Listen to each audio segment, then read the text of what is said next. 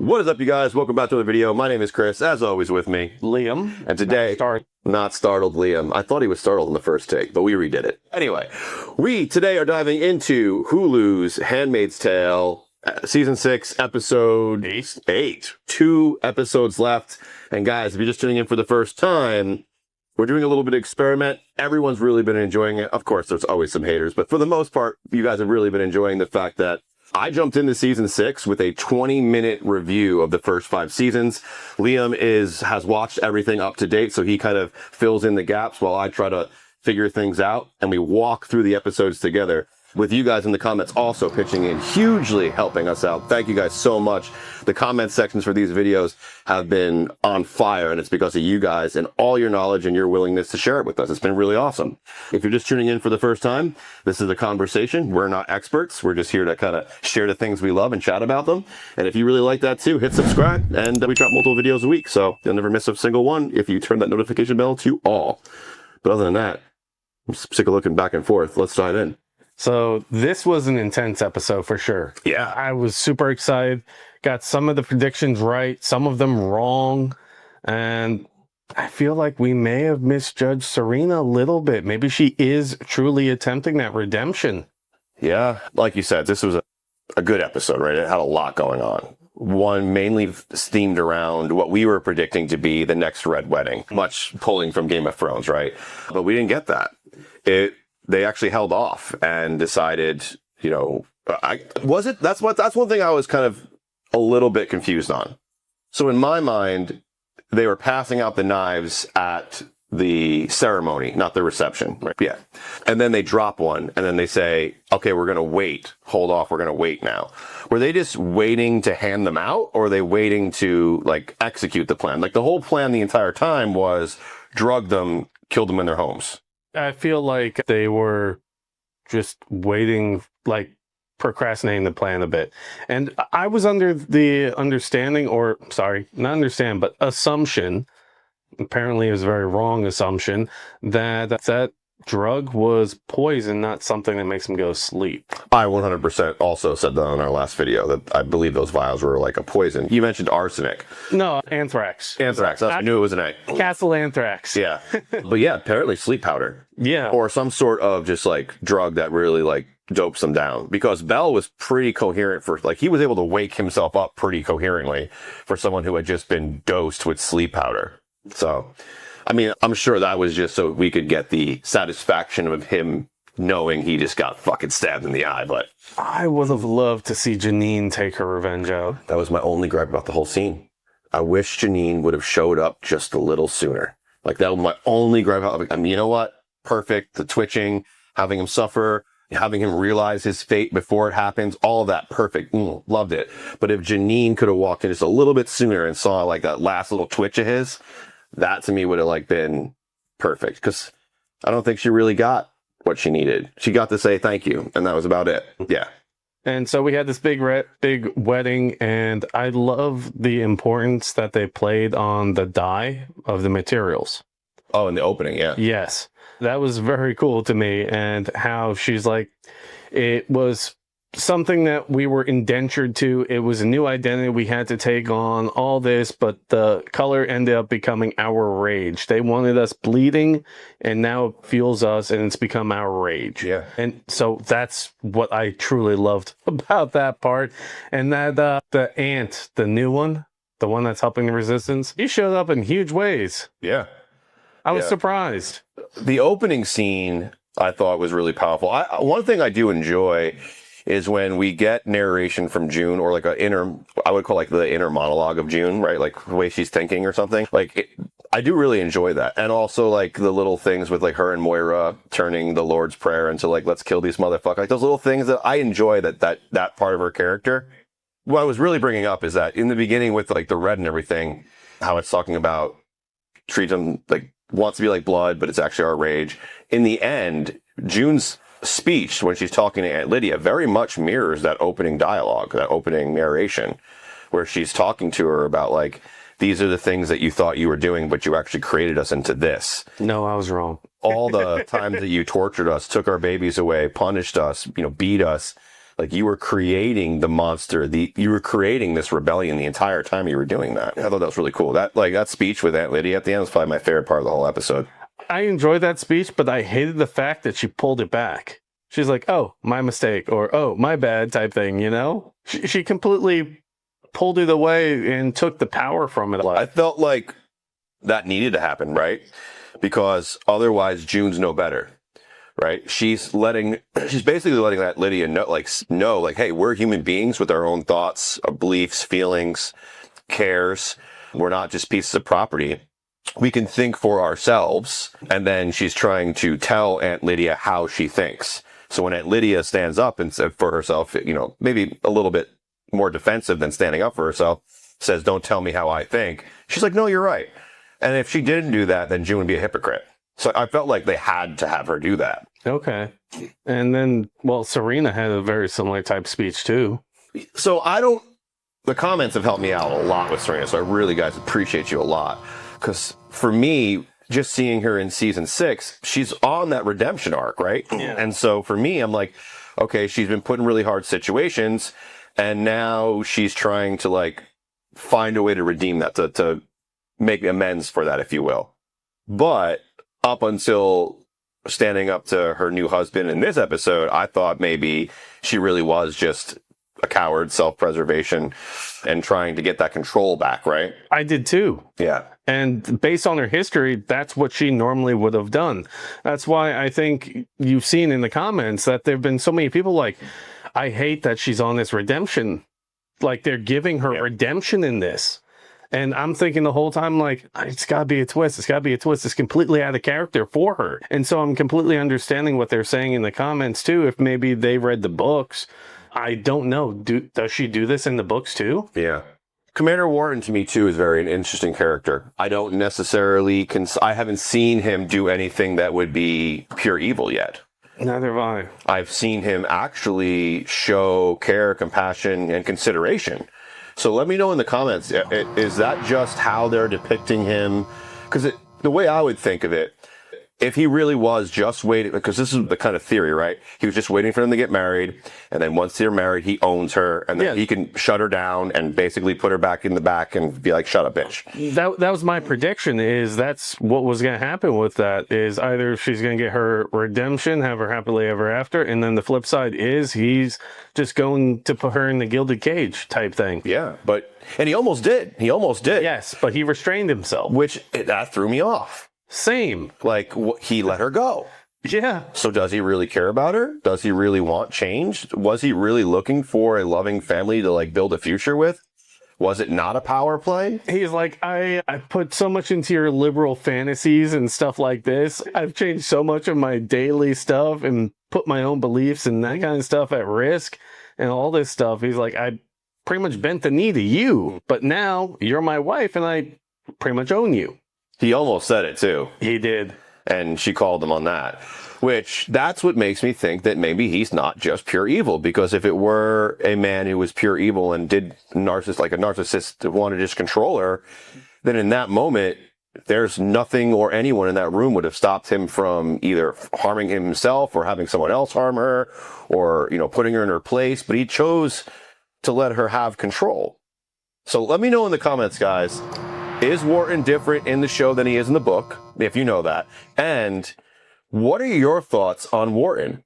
Is Commander Wharton really evil like most of Gilead? Or all of Gilead that I have met, except for maybe Nick and a couple others? From the people in the comments, they've been telling us that Commander Wharton, don't trust him. He is the Antichrist type shit, right? He is pure fucking evil. Yeah.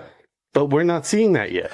Dude, but it could be like a Mayfair Witches, where one of the strongest, most evil antagonists gets so nerfed that you're like, who is this person? They're not even the same. From book to show, we've seen huge villains get nerfed into almost nothing. We saw on Daredevil one get killed in like that. We won't bring that up. We don't want to spoil anything, but it happens, right? It happens. Huge villains in books become almost nothing on the show, or they get so nerfed that they don't even they're not even the same person. Maybe they just did something along the lines of, hey, look, we don't have enough time to fill with all this extra stuff, so we got to make little changes here. I don't know. I was kind of excited to see this big bad. Yeah. Well, we still have 2 episodes. 2 episodes left, Yes. right? And we still have to deal with the phone call Bell got. What did he get that he was like, wait, say that? Like, he was alarmed about something. Something bad was happening somewhere else. And he was getting a call about that right before he got killed. And he very clearly said June's name while still holding the phone before he ever hung it up. So there's outside factors now of one. June Osborne. Right. He very clearly said her name. And so who was on the other side of that phone is going to be a huge factor. Was it his father? Because his father's a really big commander somewhere else. Like, that's how he gets to, he's basically a fucking silver spoon child over there, right? Nepo baby. The Nepo baby, that's what I was looking for. I want to say narcissist, but Nepo's the word I was looking for. So what's going to be the fallout of that? I believe we have a lot that's really going to get like crazy here in these last 2 episodes, because you have all the handmaids who just escaped. You have at least one commander down, but we saw several peel off and go do the same exact thing. So we have to think in our mind, at least several of them were successful. Many of them in the cutscenes, their commander was actually still asleep. So it's like, they were successful. So what's going to be the fallout of that? Like, I'm mad I didn't get my bloodbath. I wanted to see this stuff. But I also do love how Commander Lawrence still attempted to help Lydia when she showed up. yeah. Even though she wasn't supposed to. He's like, get her a piece of fruit. But the other aunt, she goes and get her a piece of cake too. Yeah. I thought I saw her eat a piece of cake. And Lydia? Yeah. But it looks like she eats a piece of cake and like goes to reach for another piece of cake, and then notices something off in the distance. And then that's when she says, hey, who was sitting over there? And then realizes that none of the other handmaids ate their cake. And then that's when she goes back to try to figure out what's going on. She saw June earlier. She thought she did. She did. Yeah. But the Commander Lawrence is like, you're hallucinating, get her some fruit, right? So Yeah. And then the other aunt's like something like, oh, she's been traveling all this time. She's just tired and exhausted. It's okay. Yeah. Just get her a steak, glass of wine, and make sure she gets a piece of cake. Yeah. I thought Commander Lawrence, so I'm not privy to how Gilead has their information, how they share it. So I'm not 100% convinced that Commander Lawrence was supposed to know that June was in Alaska.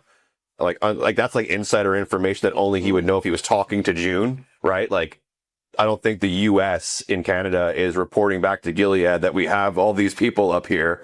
No, but they got spies and sympathizers everywhere. Oh, okay. So that was the big issue with their small little community in Canada.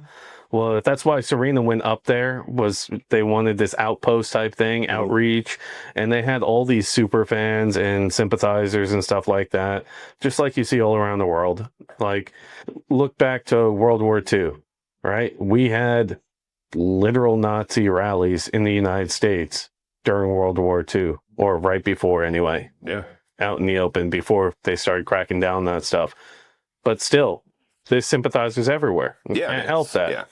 But the one scene that I absolutely love with Commander Lawrence was when he's with his wife and he's like, have another. Yeah. You deserve it. Yeah. He's like, you eat like a bird or something like that? He said to Yeah. her. You should have the piece of cake. For sure. He does not like her. No, he doesn't. It was a marriage of forced convenience. Yeah. That's all that was. Yep.